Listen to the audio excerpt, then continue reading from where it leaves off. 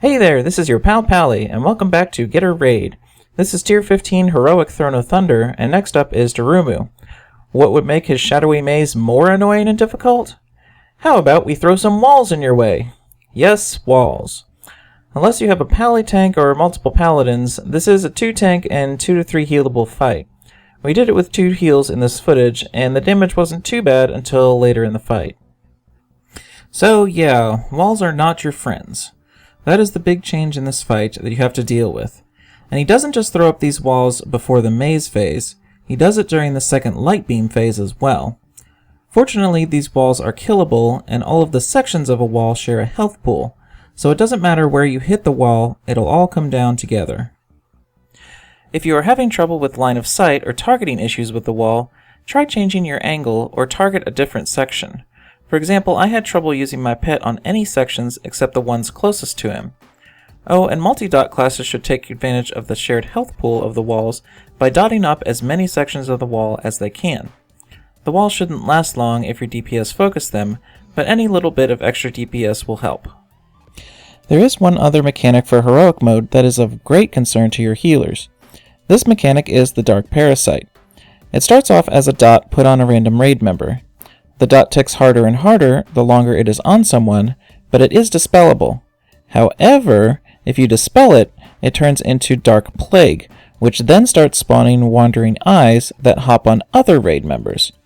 These wandering eyes will inflict a little bit of damage to whomever they hop on, but more importantly, they will copy any damage done to them to the player they are attached to. So if you blow them up, you could kill your raid member. The general way to deal with this mechanic is to try and heal the person with Parasite as long as possible before dispelling. Then once the wandering eyes start spawning, just casually cleave them down over the course of the next little while. The eyes aren't something to focus on at all. Maybe throwing a dot on it or letting it hit by cleave is probably enough to kill them off safely. Just don't all turn and blast these adds. It's really important. The last change to mention before moving on to strategy is that in Heroic mode, you only have 80 seconds to complete the light beam phase. If you don't, he instantly wipes the raid, so don't dawdle in this phase. So how much does having ice walls screw with your strategy? Well, honestly not too terribly much. The biggest thing to worry about is positioning. You can't all be spread out in your own little corner of the room now. You have to pay attention to when the ice walls are coming out and be grouped up with the raid. So you'll see we have a blue raid marker here at the front of the room. We always tried to stay on the right side of this marker in general, and especially when the ice walls were coming up. The first set of ice walls will come up a few seconds before the first maze phase. The thing to realize is that you won't be able to judge which direction Durumu will go with his beam until well after the walls come up.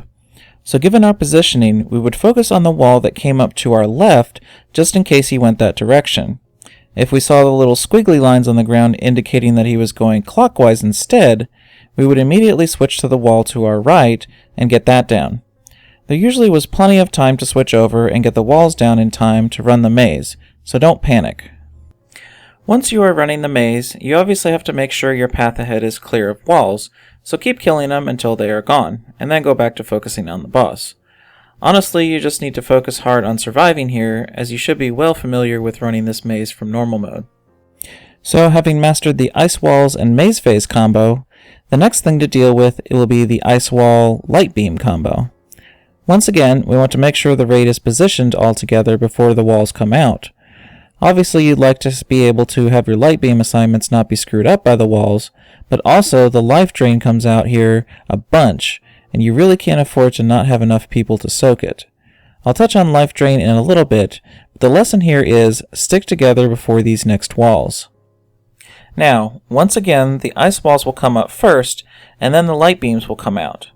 You need to be really careful about beam placement. It's not terrible if the amber fog comes out here, as you just need to switch over to it and DPS it down quickly. But it is pretty much a wipe if the azure fog comes out.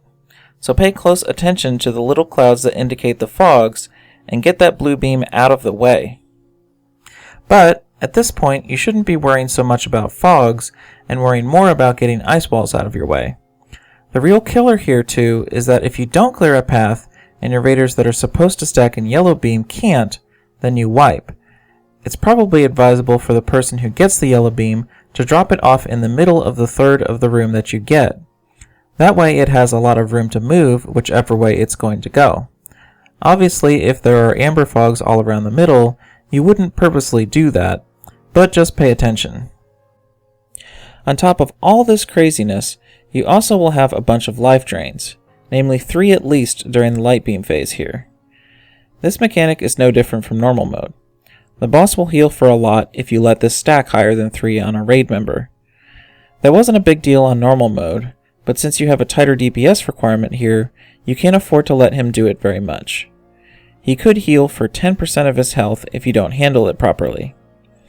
It's even worth it to pop things like Widow Venom and other healing debuffs on the boss to minimize his health gains. Again, I know it'll be crazy during the light beams and all that, but pay attention to this mechanic or else you'll rue the day.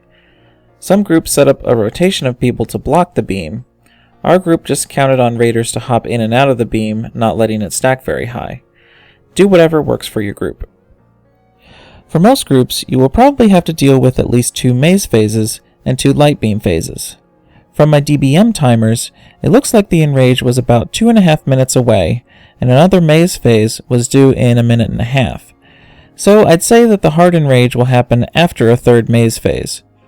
The key to not getting to that point is keeping your DPS up during the mazes and also handling life drains very carefully.